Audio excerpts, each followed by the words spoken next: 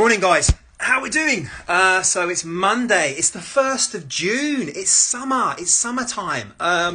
Right, so we are going to be having a chat today about manipulation, motion palpation, and about all things sort of click orientated. Oh, hold on. Let's get Jimmy in.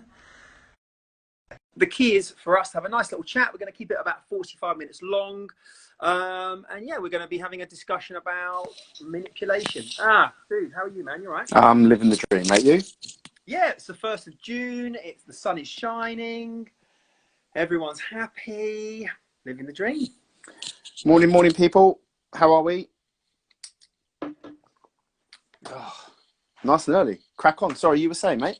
Yeah, I was saying, we're going to have a little chat today about motion palpation, about manipulation, about this. How specific are you really?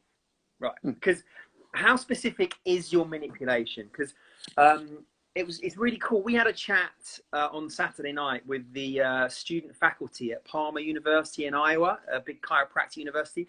And what Jimmy and I sort of see a lot of, because we travel all over the world, is there's so much variation in educational standards, teaching, thought process, especially when it comes to things like manipulative technique. So for us, we thought it'd be quite nice just to sit here for sort of half hour, 45 minutes, have a little bit of a chat about what we see out there, what the research sort of says, what we think about in clinical practice, and sort of give you an idea, really. And I just wanted to have in your mind's eye, are you really as specific as you think you are, and do you have as magical as you think you do? And let's just be honest, open and realistic about it. So I think that's the sort of the crux of this sort of morning's chat. Yeah. So should we go from let's kind of do the motion palpation bit. So basically that comes in. Obviously, palpation. Before we go into this, look, Giles and I, palpation is extremely important. But it's not a panacea. It's not, you would have learnt with someone or be taught by somebody that says, oh, I can feel this moving. I can feel that moving. I can feel this organ or that organ or the cerebral spinal fluid moving and things like this. I remember at university going through those lectures and being told by the lecturer, you can feel it, right? You can feel it. And me going, oh yeah, I can feel it. I couldn't feel anything. And actually, mate, show me your palpating face. This is my one. Hold on. Because we got good at this at university. Yeah. Basically, acting. Ready? Of course, I can feel 1 degree of rotation at L5. I can totally feel it. Yeah. We actually got really good at it because look, hello from Romania. When you're a student, look, we've all got glove hands when we're students. You can't feel anything. And we went through a 5-year program of basically being told, don't worry, it's fine. You'll feel it. Don't worry. You get to practice, you'll feel it. Takes experience. And to be honest, I'm not sure about that. I'm not sure about that attitude. I agree. I agree. Experience in anything eventually makes you better. Theoretically, I would say somebody who's been playing any sport, football or it's athletics, whatever, they would be better after 5 years than that they were at year 1, right? Yeah. But if you can't feel anything and then you're coming up with diagnoses, right, then fundamentally those diagnoses are going to be on average wrong. Actually, do you know what I see a lot of on especially on social media? I think it really sort of bugs me. You'll see the practitioner, the patient, and they'll have their fingers and they'll go, they'll run their finger softly down the spine as if they're cradling a newborn child. And then they'll go, right, ciao bella. There it is, smash. They wouldn't have done any objective examination, no real sort of thought process, no active movement. They've just got these 2 magic fingers. They've however they've done it, they've assessed this structure, and then they've gone, right, there we go. They've used tiny, tiny intricate movement, and then the manipulation they use is like Hulk smash, bang. And yeah, see, I like the step before it, mate. I'll be honest. I like the step before it. I love watching people do observations, and observations are brilliant. They are excellent. You learn loads about the person, not just the way they're moving, because this is the point that people miss. Mahaba. This is the thing that people miss, is that there's a lot more to that observation than just necessarily seeing the way they walk. It's the way they look after themselves, and you can see a lot about somebody's health just, from the quality of their hair, the color of their eyes. There's a lot more to that observation, but I'm talking about the observation part when someone, it doesn't matter what the patient comes in for. Classic joke. It's my neck. Take your clothes off, right? Neck hurt. Trousers off. Trousers off. Classic. Trousers off. What are you going to palpate there? The body's connected. Yes. I'm yeah. putting on my glove. Do you know? I don't have to. These days, mate. Actually, the bonus of what's going on, when we get back into clinic, we're not going to have to come up with an excuse to put gloves on. True. Trousers are a must, but the gloves. Well, I don't know, mate. If you got an apron on, you can go without the trousers. Look, what I would think. Look. So the observation. The observation, right? We're going to digress here. I think it's really important. Look, observation's massively important. If your clinical differential diagnosis is solely based on your thought process that you can feel a tiny joint movement there, and you've forgotten everything else, then you've missed the whole picture. Because the research shows time and time again that your ability to feel tiny movements in the spinal structures is flawed. I mean, we looked at the research we looked at something, I can't remember, it was like 60 or 70 research studies. We could only use 4 of them. Like the rest of them were rubbish. And well, absolutely. But we all know when it comes to research, look, hands down research, you can make it say what you want it to say. Hold on, we've got research. Careful what you're saying here, Sunshine. Yeah, but you can make research, and this is where I'd like to say that we try as best we can. Yeah, it's ethical research. Discounting papers for, but this is another discussion. It's getting back to that observation bit. When the patient stands in front of you, and I say this on our training courses, I'm still at a loss. Once you get past about 10 seconds, so the patient's standing in front of you and you're all making that bloody sound that you all make, where you go, ooh, and you all scratch your chin. All of you, suddenly, males and females, have all got stubble and they all do this, right? Oh, what's going on? What are you looking at? Honestly, what are you looking at? I don't really know, apart from seeing any massive obvious abnormality that my 9-year-old will pick up. This goes back to but you're now talking about the argument around we need to be moving away from sort of asymmetrical biomechanical views. But no one's symmetrical. Come on. Exactly. That's my point. My point. But if you're looking for symmetry, you might as well forget about it, because everyone's wonky. And what I find ridiculous is when you have a patient come in and the practitioner will gently palpate the spine and go, oh, you've got a dysfunction at T5. Yeah, you don't know where the original position is. There's no neutral. There's no point zero to tell me that spinal section's moved left or right. And then the concept that you can do more than just find pain provocation out of that is a bit ludicrous. I mean, if you can do it and you think you've got magic Harry Potter hands, and crack on. But these days, I'd even go one step back. How do you know that spinous process? Because that's what you're palpating. How do you know that? How do you know that one isn't just bigger than the rest? Well, yeah, spinal abnormalities, and where's your one landmark? Smaller than the rest. Trying to get bony landmarks. This is where we come down, and what we're not doing here, guys, we are not fundamentally discarding motion palpation, biomechanical assessments.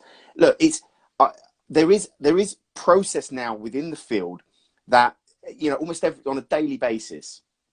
That there's more and more, guys. There's about 100 odd papers that get published every day. So if you think on everything, and if you think you can keep up, good luck. because someone actually done the calculations the other day and said you'd need to read, and I'll probably get the numbers wrong to be honest, but if you were to be able to keep up every day for the whole entire duration of your career on the research, up to date every day, you'd need to read something like 70 papers a day. It's not going to happen, so let's just kill it there. But what we're saying is this palpation aspect, it is a part of a jigsaw puzzle, and what happens is, because in the grand scheme of things, a patient comes in, says, oh, it hurts here. You guys go like that. Does it hurt? Yes. Patient goes, oh, well, that makes sense, doesn't it? I told them it hurts. It hurts here. And then you kind of go, oh, yeah, I think that one's a few degrees, not working right compared to the other side. And then you give it a really special fancy name test like McMurray's, McMurphy's, McBurney's, McDonald's. Fabio, he's an osteo. He's just made a really valid point.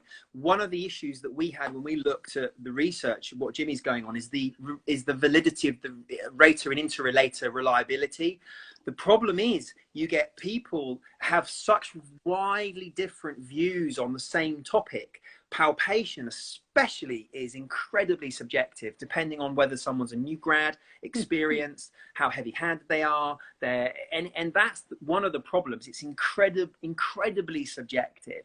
And there was no really good, reliable rater-interrelator validity for a lot of those tests. And a lot of tests in general are pretty freaking crappy at the best of times.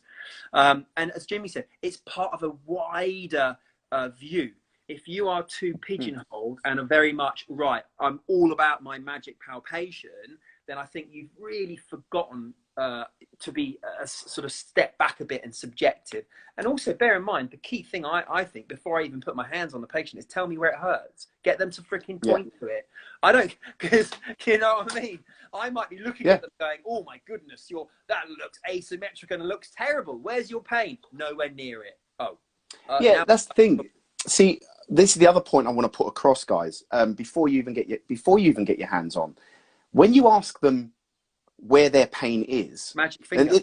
The magic finger, and I give them a target as well. I might say something like, "Can you put your finger at the epicenter?" Or imagine it's the size of a coin, whichever country you're in. So here we'd say something like a 50 pence piece or a pound coin. Euro. What's that? Certainly not a euro. It's tiny, like Brexit.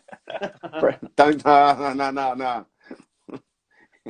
Yeah, but you're right. Get the patient to tell you where it is. And it forms part of your diagnostic process. But don't solely rely on your concept of motion palpation to choose an area to manipulate. I think that's one of the fundamentals for this discussion. If you are sort of relying on this ability to palpate tiny joint positions, and that's giving you the indication that you want to manipulate a structure, that, in my opinion, is not really the correct way of doing it, to be honest. Pain provocation is pretty good with your palpation. That formulates a lot of what your rationale is for manipulation, but you shouldn't just be imagining your magic. And that's one thing I think is an industry issue. People get almost like an ego about their abilities to palpate and manipulate, and they almost have this sort of weird guru type, oh, I can feel your pelvis, I can feel the movement, oh yes, I can do this, I can do that. Well, the research says you can't. The research says that actually there is no anatomical change once you manipulate the sacroiliac joint, pre or post. The research says you cannot palpate that tiny degree of movement, and I think all that stems from, guys, is if you're generally good at what you do, and I would say a good 70% of people that I meet, a good 70, so it could be higher, right? Are good at what they do. The patient comes in with pain. And you essentially do what you do, and they go out of pain, and that's a nice ego rub to you. And then suddenly what happens is you believe, basically you've done your job by making somebody feel better. You've given them some good advice, and then somewhere down the line in a person's career, they suddenly believe their own hype and suddenly start going, yeah, I can feel this, I can feel that. Look, Joel's hit the nail on the head. Palpation is a valuable tool within the jigsaw puzzle, right? Within the jigsaw puzzle, but it's not everything. And actually and I say we as all professions, so osteos, physios, chiros, massage therapists, sports massage therapists, spine whisperers, whatever you want to call yourself, right? We're all good at what we do. We're all good at what we do, but we've got to kind of step back and maybe say we don't necessarily feel what we think we're feeling. Yeah, I didn't see that last question. You're not taking anything away from the treatment, and No. you're not taking anything away from the results and the patient satisfaction. But I think we have to be realistic as physical therapists and manual practitioners. We're not God. We're not given godlike hands. We're not magic. Sorry, sir. We don't have this innate ability to palpate the most intricate of movements. And I just think we need to be a little bit realistic. And that's fine. The key thing when we come into manipulation is I'm not a massive fan of people manipulating without thought process. I don't like crack stuff without a... To be honest, I don't like it when people just rub stuff without a thought process. Yeah, do you know what? To be honest, any treatment without thought process is flawed. It's dangerous. It's dangerous. It's not valid. But look, I love cracking stuff. I love manipulating, but I have a thought process to why I'm doing it. And I have gone through my palpation, I've gone through my examination, and I've decided that's what I want to do to achieve the result I want to. What I don't like is people coming in going, oh, I've got slight lower back pain. They get sort of weirdly motion palpated. They then get smashed from the OA to the hallux. There's no real differential diagnosis. There's no real clinical examination. And then they're going through the 7 same manipulations. Agreed. On track a little bit. We got asked really interesting questions about being specific.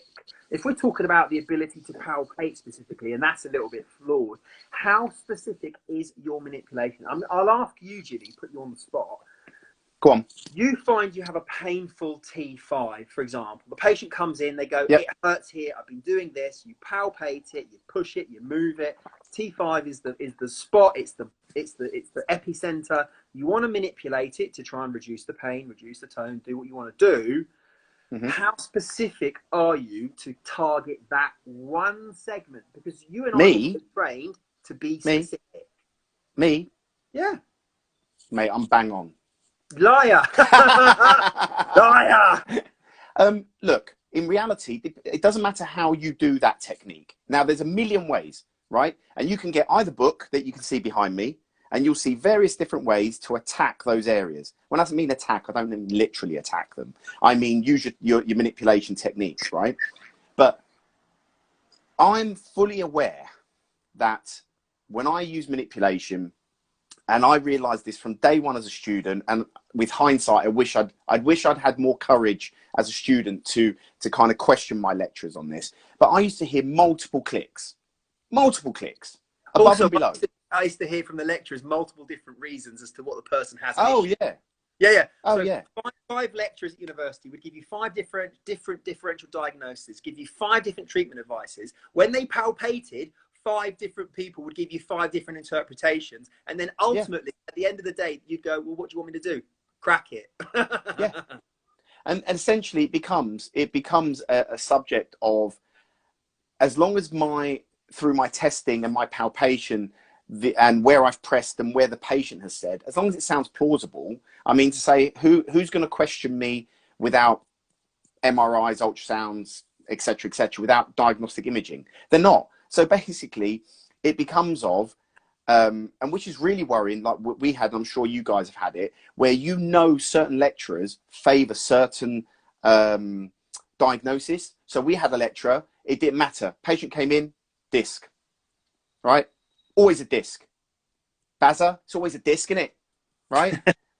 70% of the population come in with an asymptomatic idiopathic lumbar spine problem, and you've given them an image, they're going to have a disc bulge, prolapse, herniation. We know this already. Or you might someone come in and one lecturer favours, it's a myoligamentous sprain. Whatever it was, or one was an SI, the other person. It's always an SI. The other person was, it's systemic. So to me, again, I wish I'd had the courage to turn around and say, you're just telling me what you think common things happen commonly. And I'm not disagreeing that they're not there. I just think it's extremely flawed that you're using palpation and you're using tests, and you're basically not listening to any of it, and you're basically going, ending up with, where does it hurt? Move forward, move backwards. Any pains into your legs or your arms? No. All right, lay on the table and I'll crack 7 bells out of you. Right, back to the original question before we went off on a tangent. Yeah. How specific is manipulation? I would answer that question as a politician. I would turn around and say, my manipulations, my intention of my manipulation is to be as specific as possible. The reality is, unfortunately, there is somewhat out of my control. If joints want to click, they will click. Yeah, I think you need to be. Yeah, I agree with you, and I think people need to be realistic. When you look at, for example, manipulation of the thoracic spine, what's the window of opportunity? So you click, and this is what I see all the time. And I see, do you know what? I see it mainly with what I class as guru therapists, the people that are purporting them. And there's a lot of this in the industry, not just us, across the globe. Guru practitioners, not only are they saying they can feel things that they physiologically cannot, but they're purporting to be able to manipulate the most intricate of movements. How much degree of difference is there in the thoracic spine? So if you click T3, or sorry, T5, where are we? How much above and below are we likely to get? Oh, okay. You can, again, it varies depending on the papers you're reading, but it's anywhere up to 9 to 10 centimeters with a mean average of about 3.5 centimeters of error of manipulation. So basically what that means is joints are clicking on average 3 centimeters away from where your hands are. Yeah. So basically 3 joints above, 3 joints below. Exactly. And we're not arguing, by the way. We're discussing. Just, you know. Who said that? Someone said we're arguing. We're not arguing. Where? We always talk. We just shout at each other a lot of the time. Yeah. But that's true. And do you know what? And I think you have to be realistic. You are going to affect the structures above, the structures below, the structures around it. Your intention may be specific, but you are going to get multiple areas. It's just the way it is. The idea that you can manipulate, I used to always remember being told to wind down to L5, wind it down, only locate L3. And I'd spend freaking 25 minutes trying to wind down to L3. And to be honest, unless I had X-ray eyes, I could have been completely off. I could have been completely off where I was. And then you click it, and then you get this ripple effect, and then you feel rubbish because you've obviously think, oh my God, I haven't been specific enough. I'm not. And then you know, it becomes it's a real difficulty. So I think a lot of us have to be realistic that we are going to have structures above and below affected. The idea that we can be really joint specific as much as we want to be, the reality is we are going to have an effect around it, which is fine. Absolutely. So let's have a look at it. I'm cool with that. So let's have a look at it a different way then, right? To kind of more on a safety point of view, that I would contend is a safety point of view, because you do have practitioners that say, yes, I can be as specific as possible. And I say, right, okay. So if somebody has got, so it's a question back to you, mate. So if you've got somebody who comes in, has low back pain, and it turns out they've got an L5-S1 fusion, right? Right. Okay. Yeah. Right. And you diagnose that the pain is around L4. Okay. Now we're also in agreement that you found out why they had their lumbers fused together. Yeah. Right. We're assuming that's happened, right? Yeah. So we're assuming that if it was spondylolisthesis, you're appreciating that L4 could be spondylolisthesis again. So let's take that out of the equation. If L5-S1 has a problem and it's fused, then the load starts to hit above that area, which then starts to compensate or compromise the structures above. And so we have to be realistic about that. So let's take that out of the equation, right? For ambiguity. And you believe, well, let's assume that you are a practitioner that believes that you can be specific. Would you put manipulative force through L3 and L4 directly? No. Do you know what? Do you know how close I would get, right? If someone's got an L5-S1 fusion, I would probably manipulate T12-L1. I'd be comfortable enough to go probably to that level, maybe, or even the very low thoracics. Because ultimately we know that manipulation is going to kick off a barrage of neurophysiological mechanisms, right? So if I had that presentation, I would manipulate probably T12L1 if I was feeling cocky. If I was feeling like I really want to be careful, I'll probably maybe go for the lower T-spine. And then I'd use mobilization into the lumbars. There's no point in me putting thrust into a structure that I can treat from probably a gentler approach. Totally agree. And again, and also I want to add to that as well, in that there's the reason that you need to go onto CPD once you qualify is because I would say we left university knowing 8 techniques. Yeah. 10 techniques. Yeah. 1 for the neck, couple for the thoracic, and 1, maybe 2 for the lumbars. Do you know what? Right? Do you know, and Jimmy makes a valid point. Ironically, when we graduated, we probably knew about 10 techniques, maybe 15. That's after a 5-year degree process. We're doing an online project at the moment, which is a manipulation-based online sort of library thing, so like an academy. And we had 33 techniques just for the foot. We had like 30 just for the neck. This is purely because over the last sort of 10 years, we've been working with other practitioners. We've been looking at different therapies, different professions, and getting the best we can from all of it. And that's the importance to continually learn. Challenge what you get taught at university. And that's what we were talking to with the chiropractors in Palmer Uni in Iowa.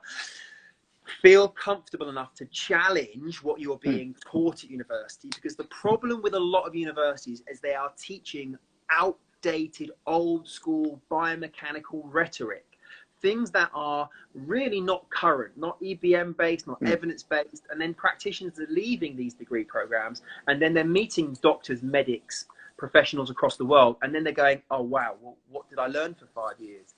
It can be quite hard on them.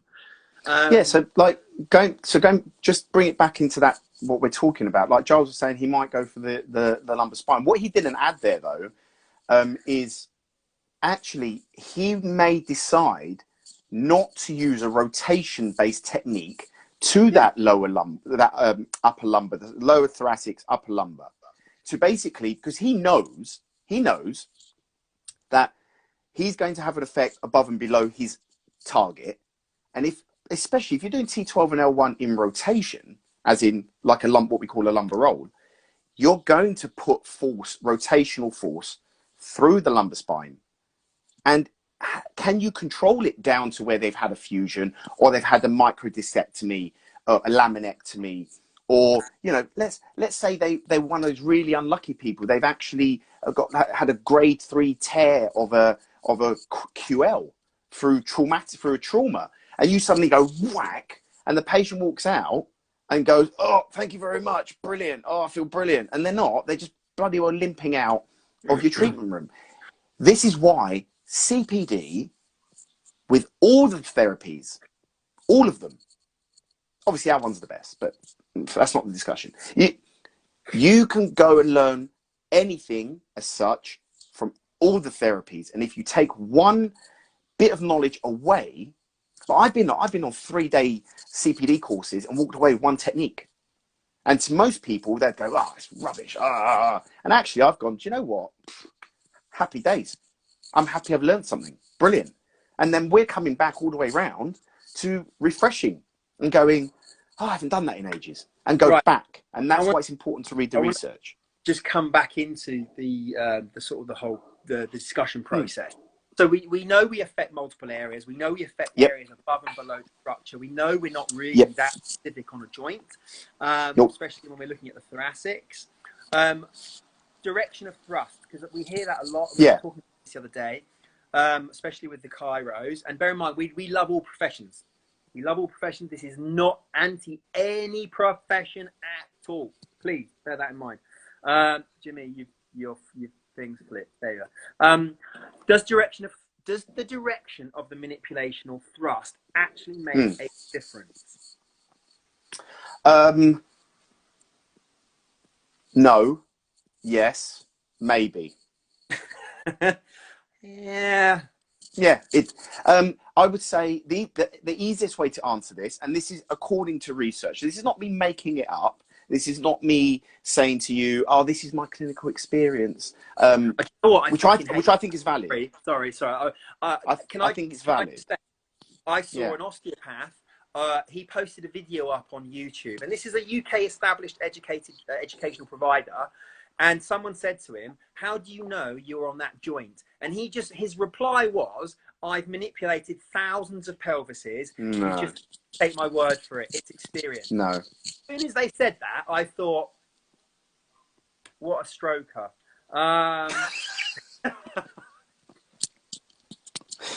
Sorry. I'll apologise if anyone falls into that category and suddenly got offended. I'm so sorry if I've offended you, but that really annoyed me. And I read that and I was like, the guy doesn't know what he's doing. He's just making up some, oh yeah, it's because I've cracked 5,000. Yeah, but do you know what? Mate, like I always do, let's switch that into professions. Could you imagine your surgeon comes to you and says, right, I'm going to operate on your knee, and you're going to go, right, like, have you not, do you not want to take an image to actually ascertain what the problem is? And he goes, no, mate, I've done 10 operations on a knee on a person of your age. And do you know what? Once we open you up, let's see what we find. And I'm not saying they don't do that, but they're never going to tell you that, are they? That's not an answer. That's not an answer. Sorry, what was the question before that? What do you mean? Oh, yeah. What were we talking about? Direction of thrust. So, as I said, clinical experience is valid. Absolutely, hands down valid. And I don't personally think that the research actually properly takes that into account, personally. And I think that it'd be nice for them to work out a way. You know, they could put that under thematic analyses and things like this, and then start putting that into statistics. But that's another thing, right? It's the research states to us, lumbar. You see these chiros and osteos and manual therapists going, oh, I'm going to manipulate it into side bending and rotation. I'm going to manipulate it anterior. I'm going to manipulate it into extension. I'm going to manipulate it into this, into that. I'm going to change this structure into this position, that position. Well, let's break this down in two parts. Can you, because what you asked really was two parts. Can you put somebody into flexion, or sorry, could you push something or pull something with manipulation into flexion or a side bending rotation? Lumbar and thoracics, we don't believe you can, or there's very limited effect. The neck, where the joints are slightly smaller and it's the most mobile structure of the body. Yeah. We have a much greater impact on the direction. So in terms of influence, I'd use the term influence of direction. The neck is a bit easier. The lumbars and the thoracics, not so much. But remember though, as the research says, there's no lasting positional change for manipulation. So there's none at all. Are you getting refresh of the questions? Because I'm not. Yeah, I am. Yeah. I'm not. Don't worry, I'll sort the questions out. You just look pretty. Cool. So shall I move? Just carry on. So the direction of your manipulation, it's, for example, you can do a thoracic manipulation prone. Some people say, oh yeah, but when I do it from sacrum to cervical spine, so up the body, I find it easier than when I go against. Yeah, I get that purely from the facet direction, but people saying I'm doing a flexion thrust or an extension thrust, it doesn't make a difference. Actually, it doesn't make a difference. Just basically what I would suggest, just point the manipulation direction, just put the person in a position so you can manipulate as close to that as possible with the most limited amount of force. So if it means you're moving into an extension, we're discounting the neck here, for the lumbar or thoracics, then great. But don't do something that's going to just be brutal. Sorry, I think look like you're going to interject. Yeah. Was there a question? There is a question, and it's brilliant because we were actually going to cover this. Manipulation. Do you manipulate one or both sides? Oh, good one. Do you manipulate the full side? Does it make any difference which side you click? Because that is really fundamental. Well, let's do the last one first. Does it matter which side you click? Right? No. I agree. Because right? it's still the same structure. You're still going to have an effect on both sides. The left facet, this is what absolutely drives me insane in manual therapy, right? Let me break it down simple. The left facet and the right facet are connected. Same bone, right? Now, if you're all harping on, which we all do, that the body's connected, how can you, with a straight face, say to me, oh, what I do on the left doesn't have an effect on the right, and what I do on the right doesn't have an effect on the left? Then basically, fundamentally, your reasoning that the body's connected falls down is flawed. What happens on the left has an effect on the right. And this goes to show as well, it's been researched time and time again, and this is where I love exercise science, time and time again, and this is what I go by. If I strengthen my right leg, I don't need to strengthen my left. It does it for me. Actually, there's also research to say if you think about exercise, you still get the benefit. Mate, I'm an elite athlete at that. So now we're in lockdown. I'm thinking about manipulating my patient's back. Oh, I'm going to charge accordingly. And it's happened. Yeah. There's some plan. So first and foremost, what you do on the left or you do on the right, vice versa, affects both, right?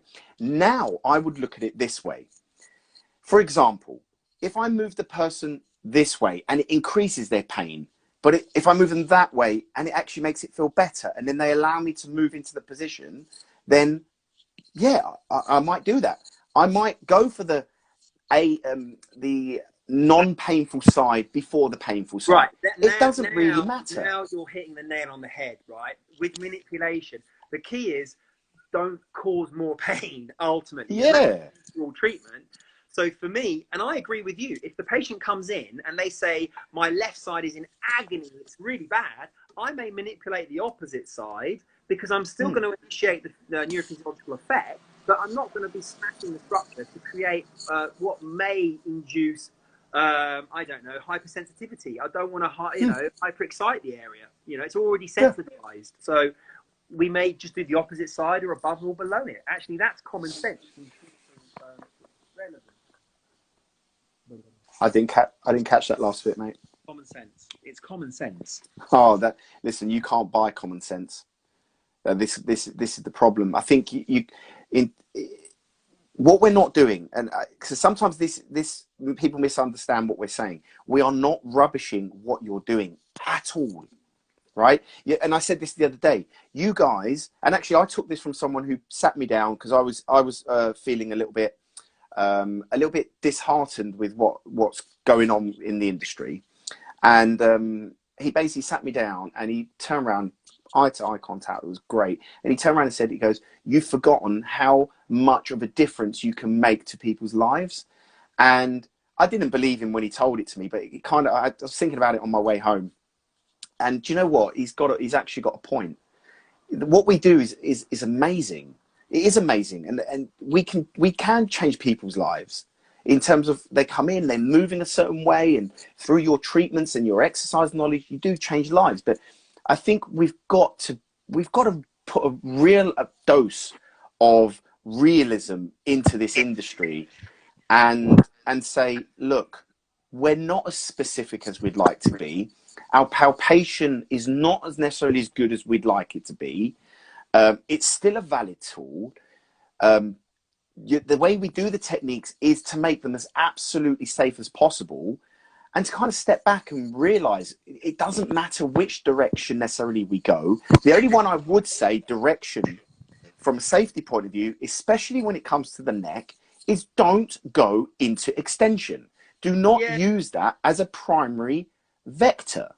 Don't go into extension, and also don't track neck so they look like they've got frickin', And the other one that you're seeing a lot of, the other one that we're losing your sound of it, mate. Sorry. Don't extend the neck, and don't traction thrust the upper C-spine, because it's just a brutal technique. It's brutal. And the one that you'll see, guys, when we say this and you're watching some clear videos, you'll see a lot of practitioners with the neck. They're putting in this side shift, like they're pushing and they're going like this to the neck. Look, from a safety point of view, and maybe we'll do a video on this, an Insta live on this as well, but the neck, the vital effective. Oh, it's a nice carpet. The vital stretch, Sorry. the vital structure of the neck, statistically, is the carotid artery, not necessarily the vertebral. Yeah, And the well, carotid that's the does mistake. not like, the carotid artery does not like you moving the neck like this. See, It doesn't like it. This is one of the mistakes when people look at neck manipulation. They focus so far on the vertebral artery that supplies about 20% of the blood flow. The carotids hit 80%.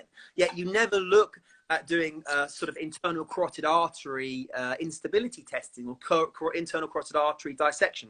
People don't tend to look at this aspect as part of their screening process. They all just do. Listening. Look, they're not listening for bruits. They're not listening for things like that. They're not looking at the jugular venous pulse. Remember that? You've got to have a JVP. You don't need to. Some of the most simple testing you can do is a radial delay and looking at the myotome around the eye. Because if there's a myotomal weakness here, then that nerve has been compromised by the inflammatory process of a dissection of the carotid artery, pushing the two together, creating a myotomal weakness. Let's be honest. If somebody comes in with ptosis, well, you would hope they would be referred. But listen, you just don't know. How often have you seen people on social media? You just don't know. Cracking someone's neck, right? And you watch their treatment process. No examination, no good case history, and they're just whacking stuff.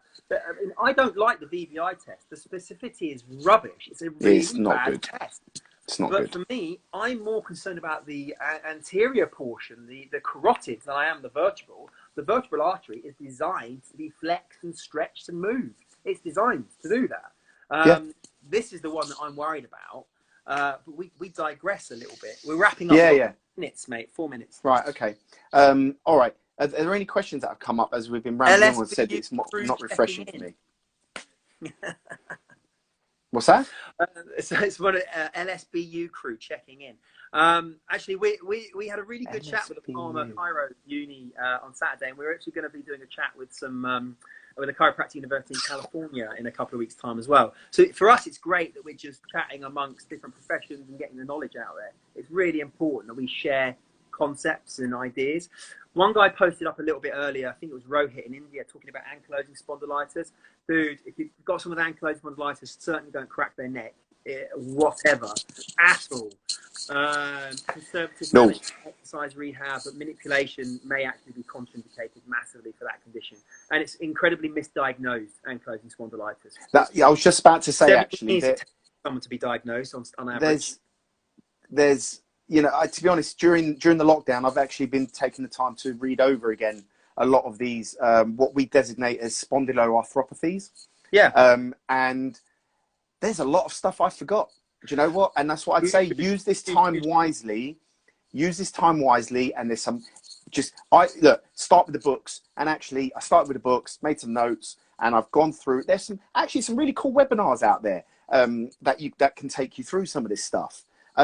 Go away and learn something again. Don't just think that the sun is shining and you can go and sit in the garden or sit on your balcony. Get your books out. Be ready for when you go back. Right. Actually, when we go back, what you can do is podcasts. Brilliant. There's loads on there. Yeah. Physics Matters and there's loads of really good podcasts talking about. They're good for the garden. Loads. Stick them on your phone in the garden. Bit of baby lotion. Boom, happy days. You know what I mean? Baby lotion, mate. The last time I used baby lotion, there was an accident, and I can't talk about it. Yeah. So, any other questions? There's a couple here about safety stuff. If in doubt, don't crack them. It's common sense. Don't use manipulation as your first port of call until you are happy that the patient is not contraindicated and it's safe to do so. This is common sense. If they're presenting with a condition you're not sure about, don't crack them. It's as simple as that. And finesse over force at all times. I think it's really important that you understand that manipulation shouldn't be brutal. It should be gentle. It should be effective, and that comes with good experience and clinical practice. Yeah, I've got nothing to add to that. Any other questions? I don't think so, man. I think you can't really be specific. Motion palpation's a bit pants. Direction of thrust doesn't really matter. No. So it sounds like we're talking negatives. We're not. We're actually saying I think it's appreciate that. positive. I think it opens us up, gives us freedom. Don't worry about spending 20 minutes trying to lock out a joint. Just do it. I would say, agree. I would say go through a good thorough case history, good thorough examination, use your palpation, appreciate it's flawed. All part of the process. All part of the process. And when it comes to manipulation, understand that you may not be as specific as you would like to be, but you're going to, as long as you're thorough in your understanding of what the problem is with the person, you're going to have great results. Don't beat yourself up about that you can't feel this or you can't feel that, that you're not controlling that direction, that direction. As long as it's with manipulation, as long as it's a short, sharp movement, don't misunderstand what I'm saying. I'm not saying painful. I'm not saying kill the person. I'm saying short and fast. How fast? No one really knows. Just got to overcome the inertia of the joint. As long as it's fairly pain-free for the person, you're going to have some good results. Follow that up with great exercise rehab and happy days. All gravy, baby. Educate them. Cool. Well, educate them. Enjoy the day. Take it easy. You too, mate. Research, read, podcasts, get out there. Keep your eyes peeled for the stuff we're going to be doing over the next few weeks. We've got some really cool projects that we're launching in the next 4 or 5 weeks. So keep your eyes peeled for that, because that will be awesome. And if you've got any questions, guys, email it in. I'll try and post this up now to the Insta feed so you can rewatch it. Hi, Tatiana.